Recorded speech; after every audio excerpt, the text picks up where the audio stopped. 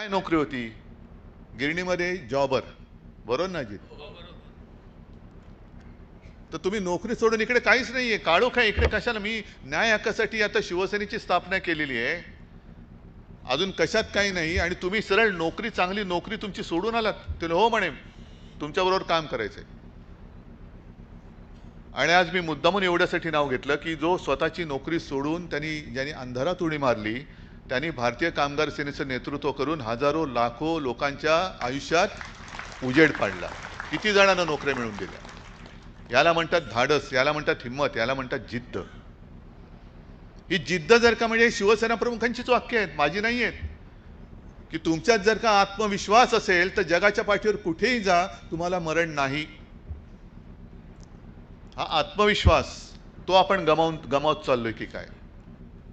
ठीक आहे, दिवस येतात दिवस जातात, लोक येतात लोक जातात, त्यांची सगळी कर्म, त्यांची सगळी पाप ही त्यांच्याबरोबर जातात, जायलाच पाहिजे, जातातच, कोणी किती मोठा असो. पण एकूण जेव्हा आपण पारतंत्र्यात होतो तेव्हा लोकमान्यांना जो एक मध्ये उद्वेग आला होता की काय लोक आहेत, काय करतायत, यांना ना गुलामीची चीड आहे ना स्वातंत्र्याची चाड आहे, कशासाठी काम करायचं? आम्ही जीव तोडून करतोय नेतृत्व, आप आगे बढो. अरे बढतोय आगे, सोबत येणार आहात का? तुमच्यासाठी लढतो आहोत. नाहीतर काय उगाच वेळ जात नाही म्हणून लढाईला कोणीच नाहीये म्हणून लढतोय, अशातला भाग नाहीये. आज जी काय एकूणच वकवक चाललेली आहे, सगळं काही मलाच पाहिजे, सगळं काही मलाच पाहिजे. जा ना. तुम्हाला खरंच जर का तुम्हाला म्हणजे तुम्हाला नाही मी म्हणत, एकूण जनरल म्हणतोय, कोणाला जर असं वाटत असेल की तिकडे जाऊन काही मिळतंय, जरूर जा. पण गेल्यानंतर जे गेले त्यांचे अनुभव पहिले लक्षात घ्या. त्यांना विचारा तुझं काय झालं. आज आपण भारतीय कामगार सेनेची 58 वर्षाची वाटचाल पूर्ण करत असताना 58 वर्षामध्ये एकही दिवस असा आलेला नाही की जिथे आपण कामगाराचा विश्वासघात केलेला आहे. कधीच नाही. आज कदापि होऊ शकत नाही आणि मी होऊ देणार नाही, कधीच होऊ देणार नाही. पण आताही जी काही नवीन दुकानं उघडली जात आहेत, दुकानच आहेत जिकडे खरेदी विक्रीची कामं होतात, विकत घेतले जात आहेत लोक. युनियन म्हणजे काय? युनियन म्हणजे ही जसं नाण्याची दुसरी बाजू असते तसं यांचं लक्ष त्या नाण्याकडे आहे, बाजूकडे लक्ष नाहीये. ते नाणं जे आहे मालकाच्या खिशातलं नाणं, त्याच्यामध्ये भागीदारी पाहिजे, अशी ही सगळी दुकानदारी झालेली आहे ह्या युनियनच्या क्षेत्रामध्ये. चांगली चाललेली युनियन फोडायची. तुम्ही किती करार करताय? जसं तुम्ही म्हटलं ना, 1 रुपया त्यावेळेला वाढवून दिला. आता किती तुमचे एक तर सगळ्यांचे करार झालेत की नाही, हा अरविंद मी तुम्हाला नेहमी प्रश्न विचारत असतो. नाही, हे चालू असते प्रोसेस, असं नाही की सगळे झाले. एकाचं झालं तर तोपर्यंत म्हणजे आपल्या देशातल्या निवडणुकांसारखं एक राज्य झालं का दुसऱ्याची येते, दुसऱ्याची झाली आणि मग सगळे पंतप्रधानांपासून सगळ्या राज्याचे मुख्यमंत्री हे तिकडे बोंबलायला जातात. तसंच करारामध्ये तुम्ही किती करताय का मागताय? आम्ही 1000 रुपये मागतोय. अरे चल, मी तुला 1500 रुपये देतो. कारण का? मालकाशी साठवलोट झालेलं असतं. एक करार कदाचित होतो, युनियन गेली, युनियन त्यांच्याकडे जाते आणि गेल्यानंतर कळतं जेव्हा कामगारांवरती अन्याय होतो तेव्हा आपल्याकडे लढण्याचा अधिकारच नाही, कारण रेकग्नाइज युनियन त्यांची झालेली असते. युनियन तोडायची, मजबूत युनियन तोडायची आणि मालकाच्या दावणीला बांधायची. मालक म्हणेल तसं उठ बस, उठ म्हणायचं तेव्हा उठेल, बस म्हणायचं बसेल. मालक म्हणेल तिकडे अहमदाबादला जायचं तर जा, नाही तर घरी जा. कोण काही करू शकत नाही, कोणी तेव्हा वाचवलं येत नाही. मग तेव्हा कळतं अरे मी 1500 रुपये 500 रुपये वाढ घेतली पण माझं आयुष्याचं दिवाळं काढून बसलेलं आहे. ही पद्धत सुरू झालेली आता. आणि मी जे यांना सांगतो की सगळ्याच कंपन्या आहेत, सगळ्या उद्योगामध्ये, अगदी हॉटेल असतील, हॉस्पिटल असतील, कारखाने असतील, कुठेही असतील, आहे ना, शिवसेना प्रमुखांच्या पुण्याईने आणि तुमच्या सगळ्यांच्या ताकदीमुळे सगळेच मालक माझ्या ओळखीचे आहेत. पण माझं नातं जे आहे त्या गेटवरती लागलेल्या भगवेशी आहे, मालकाशी नाहीये. त्याला जो कोणी हात लावेल, तो हात कोणाचाही असेल, त्याचं काय करायचं, तुकडे कसे करायचे, ही जबाबदारी तुमची. माझं आणि मालकाचं काही त्याच्यात नाही. जे नातं आहे हे तुमच्यामुळे, दुवा तुम्ही आहात. आणि एवढ्या जर का परखडपणाने मी वागत असेन तर तुम्ही कसं वागलं पाहिजे? तुम्ही कसं वागलं पाहिजे? की नाही माझा भगवा आहे, अरे भगवा मला न्याय देतोय, भगवा आहे म्हणून मला न्याय मिळतोय. भगवा उतरला आणि दुसरं फडकं तिकडे फडकवलं तर फडकं डोळे पुसायच्या कामाला कदाचित येईल, नाही तर कशाच्याही कामाला येणार नाही. हा भगव्यातला आणि दुसऱ्या युनियनच्या फडक्यातला हा फरक आहे, हा लक्षात घ्या तुम्ही. का तुम्हाला या सगळ्या लोकांना सगळंच का पाहिजे? आज सुद्धा जे चाललेलं आहे म्हणजे कामगारांची परिस्थिती एवढी वाईट झालेली आहे. इराण, इस्रायल आणि अमेरिका युद्ध चाललेले आहे. थांबते नाही थांबते, थांबते नाही थांबते, लेझिम चालूच आहे त्यांचा. पण सांगण्याचा मुद्दा असा आहे की दुबईवरती बॉम्बफेक झाली, मिसाईल पडतायत, त्यांचे तुकडे पडतायत, कुठे कुठे स्फोट होत आहेत, आवाज येत आहेत. पण वृत्तपत्रात आलेली बातमी आहे आणि ती सुद्धा सामना नाही, मला असं वाटतं लोकसत्ताच असेल. त्याच्यात बातमी अशी आलेली की दुबईमध्ये अनेक उत्तर भारतीय म्हणजे अगदी बिहारची लोक तिकडे काम करतायत. आपल्या सरकारने सांगितलं परत या परत या, आणि तिथल्या कामगारांनी प्रतिक्रिया दिली, आम्ही तिकडे जाऊन बेकारीने मरण्यापेक्षा इकडे बॉम्ब हल्ल्यात मेलो तरी चालेल. कारण जर का घरी परत गेलो रिकाम्या हाताने करू काय, कुटुंब पोसू कसं? ही जी वास्तविकता आहे या राज्यकर्त्यांच्या लक्षात कधी येणार आहे की नाहीये? राज्य पाहिजे, सत्ता पाहिजे, देतो तुम्हाला. पण एक तर माझ्या देशातले किंवा माझ्या देशातल्या राज्यातले कामगार देशातल्या देशात सुद्धा या राज्यातून त्या राज्यात का त्यांना जावं लागतंय? बरं तेही कमी पडतंय म्हणून देश सोडून दुसऱ्या देशामध्ये त्यांना का जावं लागतंय? आणि त्या देशामध्ये युद्ध सुरू झाल्यानंतर सुद्धा ते म्हणतात मला देशात परतायचं नाहीये, कारण देशात जाऊन मी करू काय, रिकाम्या हाताने घर कसं चालवू, मी मेलो तरी चालेल पण माझं काम सोडून मी देशात जाणार नाही. ही एवढी परिस्थिती आपल्या देशाची आली तरी सुद्धा अजून कोणते राज्यकर्त्याचं काही डोळे उघडत नाही, काही डोक्यामध्ये काही घुसत नाहीये. कामगार चळवळ, कामगार चळवळ, कामगार कायदे म्हणजे काय, कसले कायदे आहेत, कोणासाठी आहेत?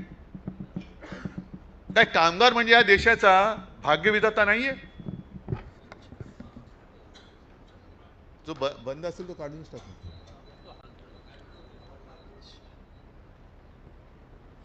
कामगार हा देशाचा भाग्यविधाता नाहीये? आजपर्यंत जे लढे झाले, स्वातंत्र्य लढा झाला, संयुक्त महाराष्ट्राचा लढा झाला, त्या लढ्यात जर का कामगार उतरला नसता तर कदाचित आपलं स्वातंत्र्य सुद्धा थोडंसं मिळणं दूर गेलं असतं आणि संयुक्त महाराष्ट्राचा लढा तर यशस्वी झालाच नसता. हा गिरणी कामगार आणि कामगारांच्या त्या लढ्यातला सहभाग किंवा योगदान आहे, म्हणून आज आपण हे स्वातंत्र्य आणि संयुक्त महाराष्ट्र मुंबई आपली बोलू शकतो. हे कामगाराचं महत्त्व कळत नाहीये का? नुसतं हायर अँड फायर पाहिजे तेव्हा कामगार कायदे म्हणजे कामगारांच्या बाजूने बोलायचं आणि प्रत्यक्षात कामगारांचं वाटोळं करून टाकायचं, हे राज्यकर्त्याचं लक्षण नाहीये. आज सुद्धा तिकडे जे काय चाललेले बंगालमध्ये, हे आमचे मुख्यमंत्री ते म्हणतात की आता आम्ही विरोधी पक्षाचे बुरके फाडणार. अरे आम्ही हिंदू आहोत ना, बुरका कुठे कधी तुम्ही काय घालताय आम्हाला? हा, तुम्ही तुमच्या डोक्यात बुरखा आहे, आमच्या नाहीये. पण लोकसभेमध्ये जे काय झालं ते मुख्यमंत्र्यांनी पाहिलं का? पाहिलं? आणि हा मुद्दा म्हणून मी कालचा लोकसत्तेचा, सध्या लोकसत्ता का, कारण तुम्ही म्हणाल सामना काय, सामना तर लिहितोच, सामना तर अगदी परखडपणाने आणि ते सत्य लिहितो. उगाच काहीतरी बोलायचं, काहीतरी वाभाडे काढायचे म्हणून सामना कोणाचे वाभाडे नाही काढत. पण ही आमची जी काय बांधिलकी आहे, लोकशाहीचा चौथा स्तंभ, पाचवा स्तंभ, किती स्तंभ आहेत ते आहेत की नाही जागेवर, हा सुद्धा एक प्रश्न आहे, संशोधनाचा विषय. पण हा कालचा लोकसत्तेचा अग्रलेख मुद्दामून तुम्ही वाचला नसेल तर वाचा आणि देवेंद्र फडणवीसांना छान असं पार्सल करून पाठवा की वाचा काय लिहिलं याच्यामध्ये. महिला आरक्षण आम्ही होऊ दिलं नाही. अरे मी तर माझं स्टेटमेंट आहे, महिला आरक्षण आत्तापासून जाहीर करा, आत्तापासून करा. पण त्यावेळेला म्हणजे 2000 मला वाटतं 10 साली अरुण जेटली हे जे बोलले होते याच मला वाटतं याच विषयावरती रवीश कुमारांनी एक व्हिडिओ केलेला आहे त्यांचं, ते मुद्दामून बघा तुम्ही. दोन त्यांचे एपिसोड जे आहेत ते मुद्दामून बघा, हे त्यातलंच मी सांगतोय. एक आहे तो या महिला बिलाच्या आडून हे कसं या देशाचे तुकडे करणार होते, देशाची वाट कशी लावणार होते आणि त्याचं कुभांड कसं विरोधी पक्षांनी फोडलं आणि त्याच्यात पराभव कसा त्यांचा केला आणि लोकशाही कशी वाचवली, त्याच्याबद्दल हा रवीश कुमारांचा एक एपिसोड आहे आणि तेच या लोकसत्तेमध्ये लिहिलेलं आहे, सामनामध्ये लिहिलेलं आहे. हा काय नवा विषय नाहीये, हा विषय जुना आहे. पण त्यावेळेला म्हणजे अरविंद रवीश कुमारांचा जो एपिसोड आहे तो मुद्दा तुम्ही बघा, त्यांनी सांगितले की हा विषय संसदेत मांडला पाहिजे होता, कदाचित मांडला गेलाही असेल आत्ता. पण त्यांनी काय सांगितलेलं की स्टँडिंग कमिटी ने कई कारणों से इस फ्रीज को फ्रीज म्हणजे आपला फ्रीज नाही म्हणजे त्याला थांबवले, फ्रीज को 2026 तक के लिए जरूरी समझा है, जिसके प्रस्ताव को सरकार ने भी स्वीकार किया है. बरोबर आहे. आता पहिला कारण था नॅशनल पॉप्युलेशन पॉलिसी, म्हणजे लोकसंख्येची जी काय धोरण आहेत ते. इस बात के अनुमान है कि 2026 तक वह साल होगा जब हम जनसंख्या वृद्धि की स्थिरता के लक्ष्य को हासिल कर सके.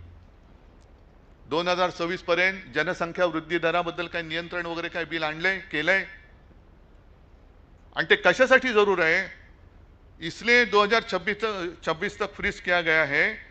दूसरा कारण यह है कि कई ऐसे राज्य हैं जो फैमिली प्लानिंग प्रोग्राम को अच्छे से लागू कर रहे हैं और कुछ नहीं कर पा रहे हैं. हे कारण आहे की काही राज्य कुटुंब नियोजनाचा कार्यक्रम व्यवस्थित पार पाडतायत, काही तिकडे कोणाचंच काही लक्षच नाहीये. आणि अगर यह फ्रीज नहीं लगाई जाती तो संसद में उन राज्यों का प्रतिनिधित्व कम हो जाता जिन्होंने फैमिली प्लानिंग प्रोग्राम पर काम किया है. म्हणजे कुटुंब नियोजन करणे हा गुन्हा आहे. मोहन भागवतांचं ठीक आहे, मुलं जन्माला घाला, पोषणार कोण, नोकऱ्या तुम्ही देणार आहात, कारखाने बंद पडतायत, मिल बंद पडल्या, सगळे देशोधडीला लागलेत, नुसता बेकारांचा कारखाना करायचा तुम्हाला देश म्हणजे. और जो उसे ठीक से लागू नहीं कर पाए उन राज्यों को और बढ़ावा मिलेगा कि वह इस पर काम ना करे, क्योंकि उनका प्रतिनिधित्व बढ़ेगा. ऐसी स्थिति ना पैदा हो इसके लिए यह तय किया गया है कि 1971 की जनगणना के आधार पर सीटों की जो फ्रीजिंग हुई थी उसे 2026 तक ऐसे ही रहने दिया जाए. केंद्र और सरकार दोनों के स्तर पर. मग अजून 2026 पर्यंत तुम्ही धोरण ठरवलं नाही आहे, त्याच्यावरती काही अंमलबजावणी नाही झालेली आहे. पण अरुण जेटली सारखा एक माणूस, जबाबदार माणूस, त्या लोकसभेत त्यांनी म्हटलेलं आहे, त्यांचं भाषण आहे ते रवीश कुमारांच्या त्या एपिसोडमध्ये बघा. आणि मग देवेंद्र फडणवीसांना सांगायचं आहे की आज तुमच्या भाजपात अरुण जेटलींच्या पातळीचा कोणी नाही, हे देशाचं नव्हे तुमचं दुर्दैव आहे. पातळीचा इकडे प्रश्न नाही आहे, पातळी एवढ्या खालच्या पातळीवरती आम्ही येऊच शकत नाही. कोणासाठी तुम्ही करताय हे सगळं? राज्य पाहिजे, देश पाहिजे, कशासाठी पाहिजे? आज सुद्धा तिकडे तुम्ही एका बाजूला महिला आरक्षण, आम्ही विरोधकांचे मुखवटे उतरवणार, बुरखे फाडणार, ठीक आहे फाडा. पण तिकडे बंगालमध्ये एकटी महिला ममता बॅनर्जी जी वाघिणीसारखी लढते, जिंकल्याच पाहिजेत त्या.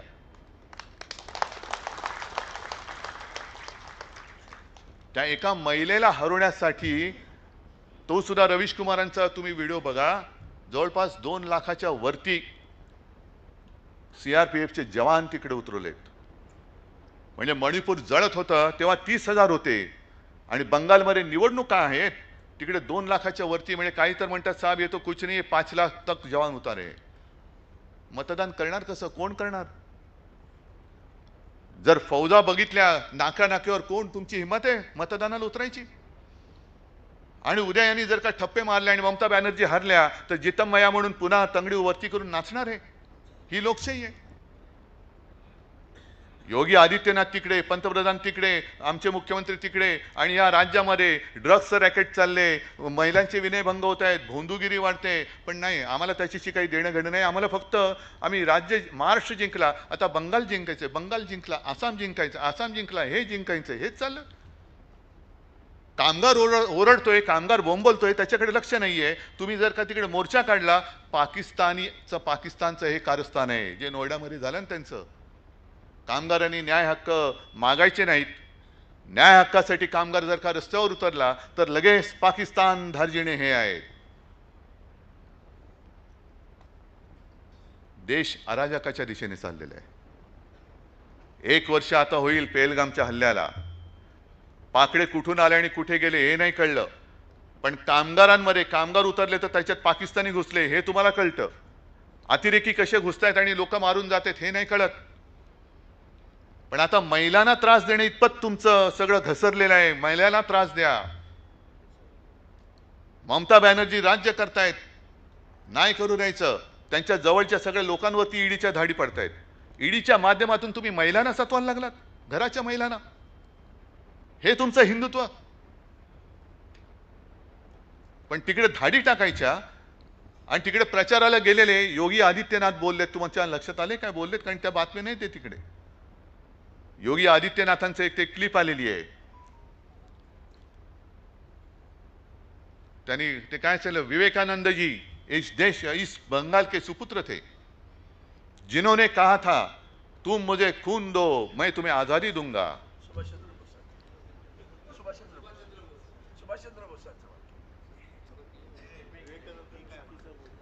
काय रे, मी बरोबर बोललो का चूक बोललो?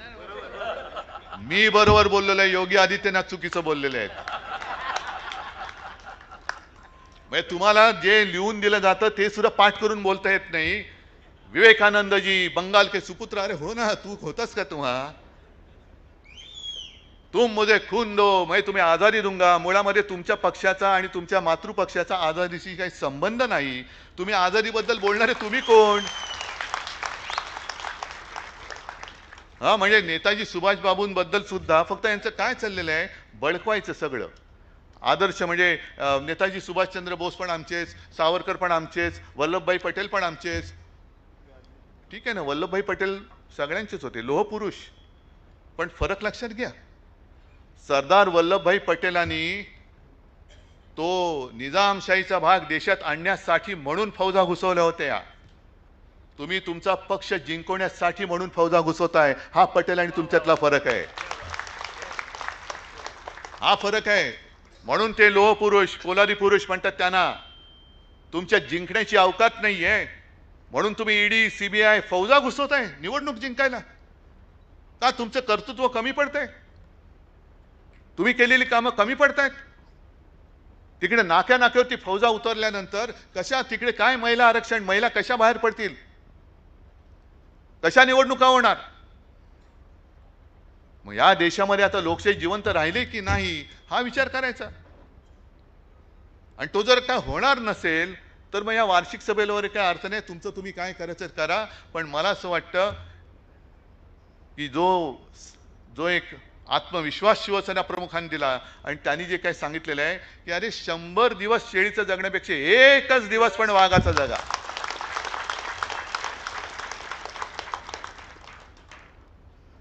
या सगळ्या सत्तेची तुमची जी आहेत ना, ED, income tax, CBI, police बाजूला ठेवा आणि मैदानात उतरा शिवसेनेची सामना करायला. मग बघूया शिवसैनिक आहेत आणि तुम्ही आहात. पण जरा कुठे खट्ट झालं का पकडायचा, केसेस टाकायच्या, जुन्या केसेस काढायच्या. जुन्या केसेस काय सलून काढले तुम्ही? हा, केसेस काढायचं म्हणजे काय काढते तुम्ही? जुन्या केसेस काढायच्या, छळायचं, मागे सगळं लावायचं, शुक्ल काष्ट लावायचं तिकडे. आणि मग आम्ही जिंकलो. नाही, ही पुचाटांचा कारभार आहे, पुचाट. आणि महाराष्ट्रानं तरी हे सहन करता कामा नये. ज्या महाराष्ट्राने दरवेळेला देशाला दिशा दाखवलेली आहे, प्रत्येक वेळेला देशावरती संकट आल्यानंतर महाराष्ट्र धावून गेलेला आहे, हा इतिहास आहे. त्याच्यामुळे महाराष्ट्रावरती जर का अन्याय होत असेल तर मी म्हणेन जसा बंगालमध्ये बंगाली उभा राहिलेला आहे, तामिळनाडूमध्ये तमिळी उभा राहिलेला आहे, तसा मराठी माणसाला महाराष्ट्रीयन म्हणून तुम्हाला उभं राहावंच लागेल. या बाहेरून आलेत, आमच्यात राहतायत, आमचं काही त्यांच्याशी वैर नाहीये. पण तोडाफोडा आणि राज्य करा ही जी काही नीती जातीपातीमध्ये समाजामध्ये भांडणं लावायची कशासाठी? आणि महिला आरक्षणांबद्दल तुम्हाला जर का एवढी कणाव असेल तर हे लोकसभेत कोणतरी, मला वाटतं त्या महिला खासदार बोललेत, आणखीन कोणी बोललेत की ज्या संसदेमध्ये हे बिल आणण्याचा यांनी प्रयत्न केला होता त्या संसदेच्या उद्घाटनाच्या वेळेला आमच्या महिला राष्ट्रपतीने का नव्हतं बोलवलेलं? राम मंदिरच्या त्या सोहळ्याला आमच्या महिला राष्ट्रपतीने का बोलवलं नव्हतं? त्यांच्या हस्ते का पूजा झाली नाही? का त्या आदिवासी आहेत म्हणून? मग हे तुमचं महिलांबद्दलचं प्रेम, हे महिलांबद्दलची आदर. म्हणजे त्रास देताना तुम्ही बघत नाही महिला आहे का कोण आहे, त्रास द्यायचा तर त्रास देता, पण मतं पाहिजेत म्हणून सगळं महिलांच्या आडून तुमचं राजकारणात सगळं महिलांना कुठे लाडकी बहीण, कुठे काय ह्याच्याच आडून तुमचं राजकारण चाललेलं आहे. पण हे वास्तव आहे ते विस्तवासारखं आहे आणि त्याच्यावरनं जो चालू शकतो तोच कारभार करू शकतो. तुमच्यात चालण्याची हिंमत नाहीये या राज्यकर्त्यांमध्ये. पायाला चटके बसतात त्याच वेळेला, म्हणजे पायाला जेव्हा ठेस लागते तेव्हा आई ग म्हणजे मेंदूपर्यंत संवेदना पोचली पाहिजे. ती संवेदना आता यांची मेले की काय अशी परिस्थिती निर्माण झालेली आहे आणि त्या परिस्थितीत आपल्याला काम करायचं आहे. हे नुसता हा काही सोहळा नाहीये, वार्षिक सोहळा. दरवेळेला अरविंद सावंत, अजित साळवी सगळे येतात, आमचा साहेब ह्या तारखेला कार्यक्रम आहे तुम्ही या. नाही, कार्यक्रम नुसता हा कार्यक्रम नाही. गेल्या वर्षभरात मी काय केलं, पुढच्या वर्षात मी काय करणार आहे, मी भारतीय कामगार सेनेचा पदाधिकारी म्हणजे कोण आहे, माझ्यासोबत ही लोक का आलेली आहेत, आणखीन का आली पाहिजेत, या कामगारांना आपल्याबद्दल विश्वास का वाटतो, जे नाही आहेत आपल्यासोबत त्यांना का वाटला पाहिजे, हे असं काहीतरी काम होणार असेल तर आणि तर पुढे काम करा. नाहीतर मग काय चालूच आहे ना, रोजचा दिवस सूर्य उगवतो सूर्य मावळतो, कोण कोणाला विचारतोय, काय फरक पडतोय, नाही पडत. पण हे जे महत्वाचं काम, हे नाही म्हटलं तरी सतीचं वाण आहे. हा भगवा झेंडा जो आहे तो नुसता भगवा झेंडा नाही, ती एक पेटलेली मशाल आहे. लांबून बघितलं तर तो मशाली सारखा तळपताना दिसतो, पेटलेला धगधगता दिसतो आणि त्याचं तेज, त्या तेजाचा म्हणतो ना तव शौर्याचा 1 अंश रे वगैरे वगैरे ते काय आहे, त्यातला 1 अंश घेऊन जरी तुम्ही काम केलं ना तरी मला असं वाटतं महाराष्ट्राकडे वाकड्या डोळ्याने बघण्याची कोणाची हिंमत होणार नाही. आणि जे मी सांगत होतो की महाराष्ट्र दरवेळेला देशाच्या मदतीसाठी धावतो,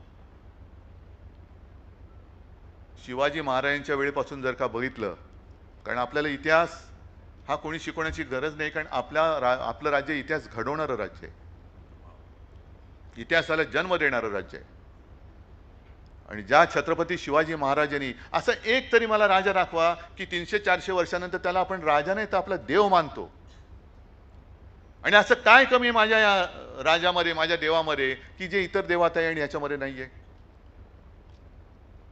म्हणजे रामायण महाभारत आहे, प्रभू श्रीरामाने राक्षस मारले, मग माझ्या शिवरायांनी सुद्धा अफजल खान वगैरे मारलंच ना, राक्षस नव्हता तो. माता भगिनींचं रक्षण यांनी नाही केलं, देवळांचं रक्षण नाही केलं. अगदी प्रभू रामचंद्राबरोबर वानर सेना होती, आमच्याबरोबर काटक मावळे होते, ज्यांना काही शिक्षण, ज्यांना म्हणजे काही शस्त्र नाहीत, काही नाही, अशा साध्या माणसांना घेऊन छत्रपती झालेले ते आमचं देव आहे. काय कमी आहे त्यांच्यामध्ये. आणि जर शिवाजी महाराज झाले नसते तर आज आपण आपल्या देवांचा उद्घोष करू शकलो असतो का? करू शकलो असतो? राम मंदिर आज आपण बांधू शकलो असतो जर शिवाजी महाराज नसते तर? अगदी शिवाजी महाराजांनंतर सुद्धा छत्रपती संभाजी महाराज लढले. मेलो तरी चालेल पण धर्मांतर करणार नाही, पक्षांतर तर सोडूनच द्या. त्याच्यानंतर थोड्या काळासाठी राजाराम महाराज आणि त्याच्यानंतर जवळपास म्हणजे औरंगजेब स्वतः आला की आता शिवाजी महाराज नाही आहेत, अब समय आया है महाराष्ट्र पर कब्जा करो. जे आत्ताच्या औरंगजेब पण करू पाहत आहेत, अब कब्जा करो. आणि त्यावेळेला तारा राणीनी जवळपास 26 वर्ष औरंगजेब इकडे लढला, 26 वर्ष. पण महाराणी तारा राणीने त्याला असा झुंजवला की शेवटी औरंगजेब इकडेच मेला. त्याचं थडगं तिकडे बांधलेलं आहे छत्रपती संभाजीनगरच्या इकडे, पण तो महाराष्ट्रातली एक कण, एक चिमूट माती सुद्धा नेऊ शकला नाही. हा महाराष्ट्राचा इतिहास आहे. मग आता परत विचार करा, जर शिवाजी महाराज नसते तर अयोध्येत राम मंदिर बांधू शकलो असतो? आणि जर नंतर छत्रपती संभाजी महाराज, राजाराम महाराज, तारा राणी यांनी औरंगजेब इकडे आला, त्याला जर का मोकाट सोडला असता तर संपूर्ण देश तेव्हाच हिरवा वरवंटा फिरला असता. म्हणजे महाराष्ट्राने देशावरचं संकट आपल्यावरती घेतलं.